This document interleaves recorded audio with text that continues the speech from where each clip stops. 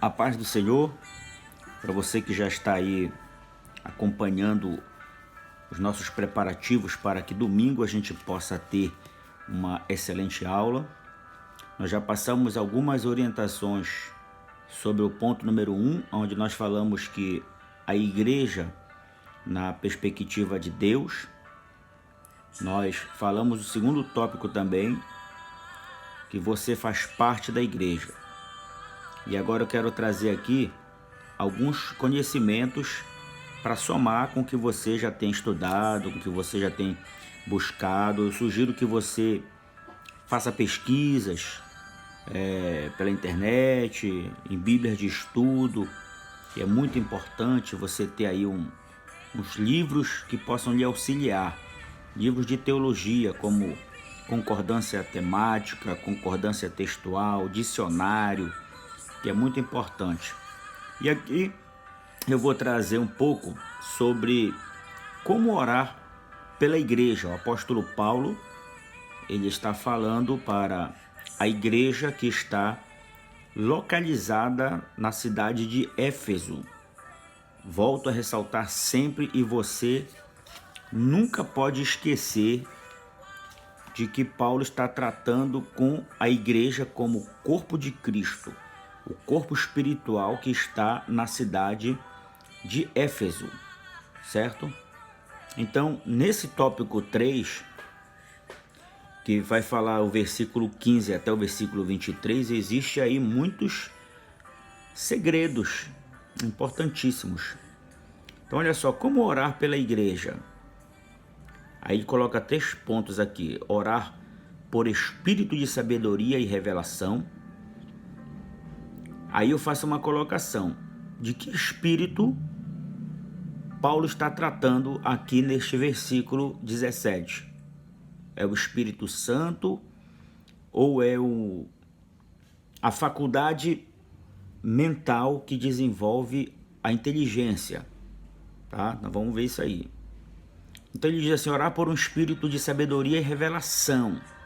Aí eu faço uma nova observação aqui. Que sabedoria é essa? Que revelação é essa? Trata-se do dom do Espírito? Os dons espirituais de sabedoria, de revelação? É importante. Segundo, orar por um coração iluminado. Como é que um coração pode ser iluminado? E terceiro, orar pelo conhecimento da grandeza de Deus. Olha só, conhecer a grandeza de Deus. Isso aqui é maravilhoso. Isso aqui é pra gente, a nível de conhecimento e de tudo que nós falamos aqui, se você absorver 1%, você está bem. Aí você pode perguntar assim: pastor, mas eu quero que os meus alunos aprendam. Isso aqui é maravilhoso. A coisa mais maravilhosa que tem é um professor ver o desenvolvimento da sua classe, os seus alunos. Mas o que eu quero chamar a sua atenção, e isso serve para mim também, é que é muito importante que nós venhamos aprender. Então, por exemplo, eu quero aprender. Eu estou aqui com vocês porque eu quero aprender. Então isso aqui é maravilhoso.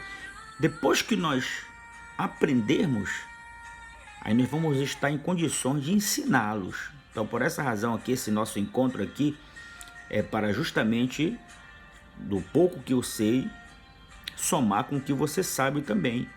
E isso aí, os seus alunos, eles vão estar esperando isso de você, tá bom? E eu continuo aguardando o feedback de vocês, de que como é que vocês estão se saindo aí nessa lição de vocês. Bater uma foto aí da classe de vocês. Falei com algumas pessoas sobre isso. Então vamos lá. Como orar pela igreja? Nós já vimos que a igreja, ela é um corpo espiritual de pessoas que são transformadas pelo Espírito Santo, que são convencidas do seu pecado, da justiça, do juízo. Nós aprendemos aqui que nós fazemos parte dessa igreja porque nós aceitamos a palavra da verdade, nós aceitamos a ação sobrenatural do Espírito Santo. E agora, como igreja, como membros do corpo, nós vamos aprender como orar pela igreja. Isso aqui é fundamental. Nós precisamos orar pela nossa igreja. Nós precisamos orar uns pelos outros. Então, olha lá. Primeiro ponto, como orar pela igreja? É por espírito de sabedoria e revelação. Aí aquela pergunta que eu fiz. De que espírito Paulo está falando? É o Espírito Santo. É o Espírito de Deus. E olha só que importante isso. Primeiro, espírito de sabedoria. Trata-se de uma manifestação atribuída pelo Espírito Santo, onde ele concede e age na mente dos crentes. Dê uma olhada lá em Isaías capítulo 11 e versículo 2. Olha só que o profeta Isaías já falava isso há mais de 800 anos antes de Cristo nascer. Ele já falava dessa ação sobrenatural do Espírito de Deus que se manifestaria na vida das pessoas, dando um espírito de sabedoria. Então olha só que maravilha. Então esse aqui é um ponto que nos leva e nos influencia a orar pela igreja para que Deus manifeste através do seu Santo Espírito um espírito de sabedoria na nossa vida, na vida dos irmãos, na vida da igreja, dos pastores, dos líderes. Então isso aqui é maravilhoso e isso só pode acontecer por uma manifestação do Espírito Santo. Eu costumo sempre dizer que nós podemos preparar a melhor pregação, nós podemos preparar a melhor mensagem com muita sabedoria humana, mas se nós não tivermos uma ação sobrenatural do Espírito Santo na nossa vida, vai ser barulho ensaiado. A gente vai gritar, a gente vai falar palavras bonitas, a gente vai falar palavras essenciais, mas não vai surtir efeito nenhum. Por quê? Porque somente o Espírito Santo de Deus é que pode manifestar em nós esse espírito de sabedoria e alcançar objetivos. Olha só.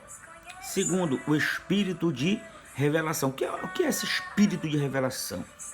Será que é revelar a vida das pessoas? Não. Será que é revelar algumas coisas que estão ocultas e que ninguém sabe? Não, também não tem nada a ver com esse dom. Não tem nada a ver com o dom da revelação. Isso aqui é uma manifestação atribuída pelo Espírito Santo, que neste caso aqui vem revelar os mistérios espirituais. Bom para mim, bom para você, bom para a igreja. Senhor, olha, revela os teus mistérios para a tua igreja. Aí olha só, você vai olhar isso lá em João capítulo 16, versículo 14, versículo 15 e 1 Coríntios 2, 10. Você vai ver que existem mistérios de Deus que precisam ser revelados para a sua igreja. Amém? E olha só, o espírito do conhecimento. O conhecimento aqui, você está vendo aí que ele está atrelado à sabedoria, tá? A sabedoria, o Espírito vai manifestar em você, como igreja, esse espírito de sabedoria, lhe dando condições para entender, para compreender. O espírito da revelação, ela vai se manifestar em você como igreja, para revelar os mistérios de Deus, a vontade de Deus, os desejos de Deus, os pensamentos de Deus. Através de uma divina revelação, ele vai dar para você os mistérios dele, que somente as pessoas que passaram a fazer parte do corpo de Cristo têm direito. Aí uma herança de Deus. Você vai ver na Bíblia que Jesus tinha esse espírito de sabedoria, espírito de revelação. Quando Pedro recebeu a revelação de que ele era o Messias, o Filho de Deus vivo, Jesus disse: não foi nem a carne nem o sangue que te revelou, mas foi o Espírito. Olha só, então, veja como é que é maravilhoso nós pertencermos à igreja de Deus, como corpo de Deus, para recebermos a revelação e a sabedoria. E o espírito do conhecimento Esse é o ato de entender por meio da inteligência. Tá lá, olha, 1 Coríntios 13, 12. No pleno conhecimento dele, no pleno conhecimento de Deus, ou seja, o dono de toda a ciência. Olha aí. Então, o conhecimento do homem, o conhecimento da ciência humana está muito abaixo do conhecimento de Deus. Então, olha só que maravilha. Que maravilha nós podermos orar pela igreja para que ela tenha o espírito da sabedoria, o espírito da revelação e o espírito do conhecimento. E às vezes, muitas pessoas se preocupam muito em buscar os dons espirituais, que não é pecado, não é pecado. Mas qual é a finalidade das pessoas terem os dons espirituais? Então, nós aprendemos aqui que como igreja nós precisamos ter esse espírito de sabedoria, o espírito da revelação e o espírito do conhecimento, para que a gente possa conhecer mais a Deus e o que Ele tem reservado para nós como igreja. Amém? Aí o ponto número 1. Depois ele fala sobre um coração iluminado. Olha, você vai ver aí na revista. Aí o ponto número 2, que trata do versículo 18. Olha só para a gente ler um pouco aqui o texto. Iluminados os olhos do vosso coração. Esses olhos, ele está mostrando aqui que é a sabedoria, que para muitas pessoas estão fechados. Os olhos estão fechados, estão em trevas. Essas trevas que ele se refere não é a treva da escuridão, a noite. Não, é do entendimento, é da faculdade de entender. As pessoas que têm o coração endurecido, elas estão com os olhos do coração fechados. Eles não conseguem compreender o que você consegue. Eles não conseguem entender o que você entende. Eles não conseguem enxergar o que você enxerga como igreja. Então, nós devemos também orar pela igreja para que os corações sejam iluminados. Olha só, o coração é o centro das emoções e da personalidade humana. É isso? Já viu aquele ditado que diz que quem vê cara não vê coração? É isso. Então o coração é o centro das emoções, é lá que a gente se entristece, que a gente se aborrece, que a gente se emociona. É lá que a gente guarda vários sentimentos do nosso corpo, da nossa vida, e lá ele revela a nossa personalidade humana. A Bíblia diz que a boca fala o que o coração está cheio. Então olha só, o coração como centro das emoções, ele precisa ser bem tratado. Então a nossa oração como igreja é para que a nossa igreja, os nossos irmãos, nosso corpo espiritual tenham um coração iluminado, com os olhos abertos para enxergar as maravilhas de Deus. Segundo, como coração iluminado, a gente diz aqui que esta é uma ação sobrenatural do Espírito Santo, que podemos ter a mesma percepção na criação do mundo. Como assim, pastor? Você viu quando Deus estava criando o mundo? Você já viu lá em Gênesis capítulo 1, quando ele diz assim: no princípio criou Deus os céus e a terra era sem forma e vazia, e havia trevas sobre a face do abismo. Não era isso? Havia trevas. Mas ele disse o quê? Haja luz. E houve luz. Olha só, a luz se acendeu. Isso quer dizer o que? A natureza abriu os olhos para o quê? Contemplar a grandeza de Deus. Então, quando nós começarmos a orar para que a igreja tenha um coração iluminado, ela vai passar a contemplar o sobrenatural de Deus, as grandezas de Deus. Sobre um coração iluminado também, nos leva a crer em um coração sensível para compreender o verdadeiro sentido do nosso chamado, né? Então tem pessoas que não querem aceitar, tem pessoas que não querem entender. Essas pessoas, elas estão com o coração em trevas, os olhos fechados, o coração está endurecido. E Jesus, ele disse isso, que nós precisamos estar na luz, porque ele é a luz, e quem não estiver nele estará em trevas. Então por isso que nós precisamos orar para que a igreja tenha um coração iluminado. Terceiro, como um coração iluminado, é quando o nosso entendimento está em trevas, como os olhos do cego. e após ouvir a pregação da palavra da verdade, a pregação da fé, eles se abrem para a luz. Olha o cego do tanque de Siloé. Foi o que Jesus fez. As pessoas perguntaram assim: mestre, quem foi que pecou? Foi ele ou os pais dele para que ele nascesse cego? Aí Jesus disse: não foi nem ele e nem os pais dele, mas ele nasceu assim para que se manifestasse nele a glória de Deus, ou seja, o poder de Deus. Aí Jesus vai, faz um lodo no chão, passa nos olhos do cego, manda ele se lavar. E depois que ele se lava, o que acontece? Os olhos dele são abertos. Aí você vai ver lá na frente que as pessoas, de tanto interrogar ele, e disseram: quem te abriu os olhos? Ele disse: olha, foi um homem, cuspiu no chão, fez um lodo, passou nos olhos, mandou me lavar, eu fui e agora eu estou enxergando. Ele disse: mas se ele for um pecador? Olha a resposta do cego: se ele é pecador, eu não sei. Eu só sei que eu era cego e agora eu vejo. Presta atenção. Isso aqui é um segredo. Depois que os olhos do cego foram abertos, ele pôde compreender o sobrenatural do poder de Deus. Não importa o que nós fomos no passado. Não importa se fomos cegos, se nascemos cegos ou se ficamos cegos. O que importa é que agora eu vejo. Que maravilha! Então olha aí, temos 3 motivos importantes para orar pela igreja: para que ela receba o espírito de sabedoria, o espírito da revelação, o espírito do conhecimento, para que tenha um coração iluminado para compreender a grandeza de Deus. E, em terceiro lugar, devemos orar pela igreja para que ela tenha o conhecimento da grandeza de Deus. O que isso quer dizer?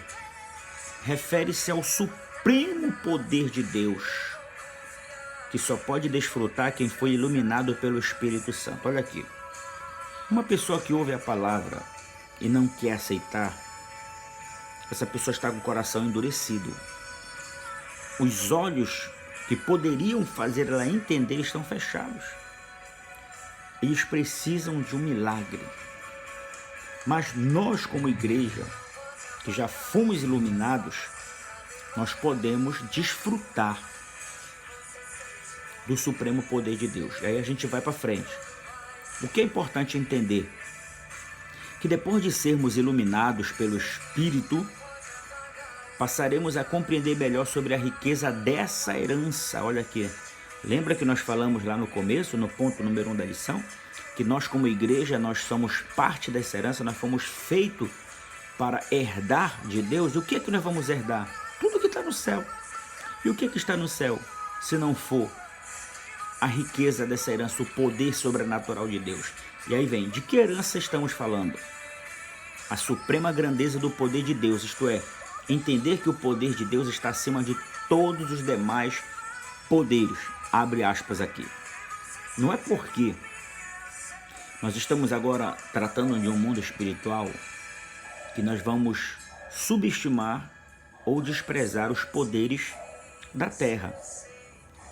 Nós temos que respeitá-los, porque nós estamos aqui. Nós estamos sujeitos a eles. Mas aqui no nosso coração, nós precisamos entender, tanto no coração como na mente, que o poder de Deus está acima de todos os poderes. Por quê? Porque o poder de Deus é supremo.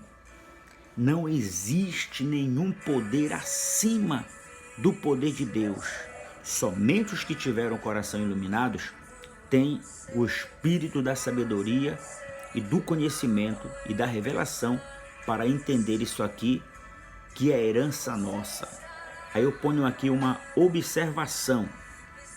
Nosso papel como igreja é proclamar as verdades do reino de Deus e fazer com que os propósitos de Deus sejam conhecidos entre os homens. Que maravilha! Olha, eu acredito que esses tópicos que nós tratamos aqui, eles são de extrema importância. para o nosso crescimento, o nosso aprendizado e para os nossos irmãos que vão estar nos ouvindo e nos assistindo. E a verdade prática da lição diz que é através da igreja que a verdade e o propósito do reino de Deus são conhecidos e proclamados na terra. Então pronto, aqui está um objetivo final do porquê nós precisamos orar pela igreja. Quero fazer aqui retroceder um pouco do que nós tratamos no início. Vocês se lembram qual é a perspectiva da visão humana da igreja? Divisões, fofocas, contendas e tudo mais que possa surgir para denegrir a imagem da igreja. Não foi isso que nós aprendemos lá? E olha como a gente encerra essa lição aqui de número 7. É através da igreja que a verdade e o propósito do reino de Deus são conhecidos e proclamados na terra. É por isso que nós temos que orar. Então, quando alguma pessoa vier falar com você para querer mostrar algumas falhas, alguns erros e atribuir à igreja, não aceite. Não aceite, não faça parte. Porque se você fazer parte, você está fazendo mal para você mesmo. Você não é igreja? Nós não somos igreja. Não somos corpo de Cristo, não somos membros do corpo de Cristo. Então, não podemos aceitar que venham falar mal ou fazer mal para a igreja, senão nós vamos estar pactuando com o erro dessas pessoas que estão com o coração endurecido. Vocês se lembram que Jesus estava morrendo na cruz e ele disse: perdoa-os, eles não sabem o que fazem. Olha só, Jesus estava demonstrando que ele não ia se envolver com aqueles sentimentos, mas que ele vinha trazer os propósitos do reino de Deus e fazer com que eles fossem proclamados na terra. E aí, quando ele morre na cruz e o céu escurece, a terra treme, o soldado reconhece e diz: verdadeiramente este era o Filho de Deus. Olha só. Então, através do nosso comportamento, das nossas atitudes, dos nossos sentimentos, do nosso coração iluminado, as pessoas vão reconhecer a soberania do poder de Deus. Amém? Encerra-se aqui a lição de número 7 e eu quero deixar para você o meu desejo de que você tenha sucesso na sua classe, na escola dominical, e que você seja um grande professor, um grande mestre. As pessoas possam olhar para você e ver uma mudança em você. Que você cresça para que o nome do Senhor seja glorificado e exaltado na tua vida. Amém? Deus abençoe a tua vida, meu irmão. Deus abençoe a tua vida, minha irmã. Que você seja um instrumento usado por Deus para ensinar a palavra do Senhor. Deus abençoe a tua vida, em nome de Jesus. E até a próxima semana, nossa próxima lição de número 8. Amém? Deus abençoe.